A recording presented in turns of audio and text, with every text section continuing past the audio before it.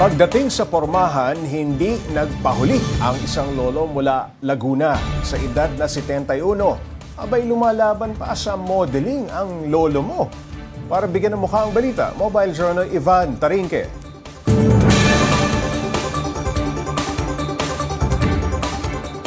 Sa bawat panahon, meron talaga nauusong fashion.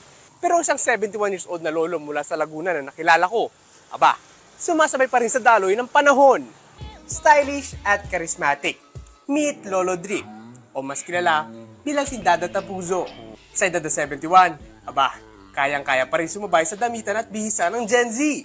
Ang kadalasan at paborito ng fashion style, urban streetwear. At sino magakala na sa edad na ito, pwede pa palang magkaroon ng modeling career. Nagdadalawang isip ako, baka sabi ko, di babagay sa akin pagtawanan ako mga kakilala ko sa probinsya. Para nag-alinlangan ako nung una, ay bukan ko naman. Medyo okay naman. Sa height niyang 5'10 at pagiging physically fit dahil sa paglalaro ng basketball, talaga namang papasa bilang next top model si Lolo. Medyo mahiyain si Lolo Drip noon, pero lakas lang ang loob na parang sinubukan ko lang na okay, kasakali, sabi ko, kung hindi, medyo pasensya. Ay medyo maganda, kaya ito, tuloy-tuloy na. Sa tulong ng kanyang dalawang apo, nakakagawa ng outfit si Lolo na pwedeng i-post sa social media.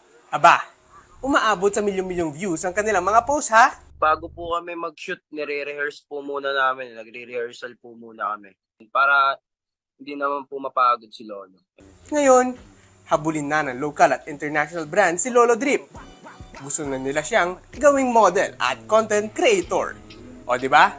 Panis kayo sa lolo nila. Ang fashion, walang pinipiling edad yan. Basta importante, komportable ka sa damit o fashion choice mo.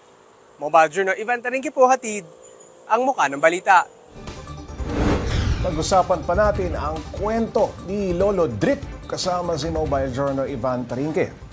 Ivan, mukhang pinag-aagawan ito ng mga brands, ano? Itong si Lolo Drip. Gaano ba karami ang kumakausap sa kanya para maging endorser siya? So, Pops J, yung last time na nakausap natin siya is around 50. Yung naghahabol sa kanya. 50. Ang dami nun. Tapos kanina, nung nakausap ulit natin siya is, meron pang 2 international brands na gustong kunin etong si Lolo Drip. Pero so far, nag-uusap pa sila kung ano ang mangyayari, no? Mukhang matikas yung tindig ni Lolo Drip, ano? May nakakapag-basketball pa ba si Lolo? Sa Pops din, nakakapag-basketball pa siya. Yan ang exercise. Yan ang exercise niya. Ang kwento niya, exercise niya, basketball, naglalakad din siya every morning, no? Tapos, ito nga, nagko-coach din siya actually ng basketball, no? So, yun yung nagpapatikas talaga sa katawan niya, no? Baka nag-weights pa yan. So, parang, alam mo yan, so active pa rin hanggang ngayon si ating Lolo Drip. Ever since ba, talagang itong si Lolo Drip mahilig na sa fashion? Mahilig bang pumorma dati pa? So, Paps, ang kwento niya sa atin, dati pa daw talaga medyo gusto na talaga niya yung mga pormahan. No? Mahilig na talaga siya pumorma dati pa. No? Mahilig siya sa mga denim. Actually, mahilig siya sa denim. Yung term ba na spooting, naiintindihan mo? Spooting? Hindi, Paps. Hindi ko na. Okay, i-research mo na lang. Spooting, okay. I-search mo na.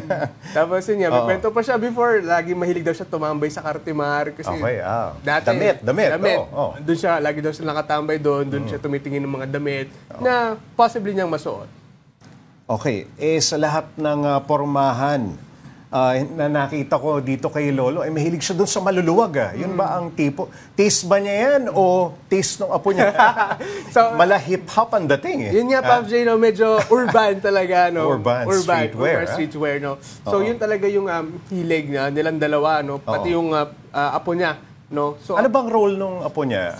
Silang kumukuha ng video, nagdidirect, ganon? So, Pops J, parang katuwang niya yung mga apo niya sa pag-shoot. Pag minsan nga yung wardrobe, minsan nanghihiram din sa apo niya. No? Parang galing din sa apo yung idea. Tapos eto si Lolo Drip, nagugustuhan rin. So, yun nga, unang kwento sa atin, medyo nahihiya daw siya noong umpisa. Pero eto nga, all out na siya. All out na siya, no?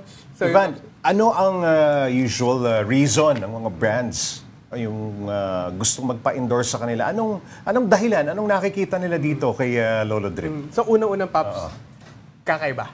No? 71 years old. Matikas na matikas.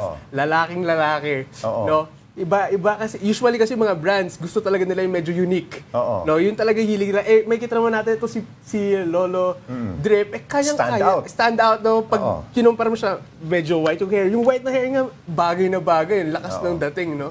So, alam mo yun, gusto talaga nila unique. Kaya, isa nga to si Lolo Drip na kanilang kinukuha. Alam mo na, pag 71 ka, iyan na ang racket mo. Maraming salamat, Mobile Journal Ivan Tarinque.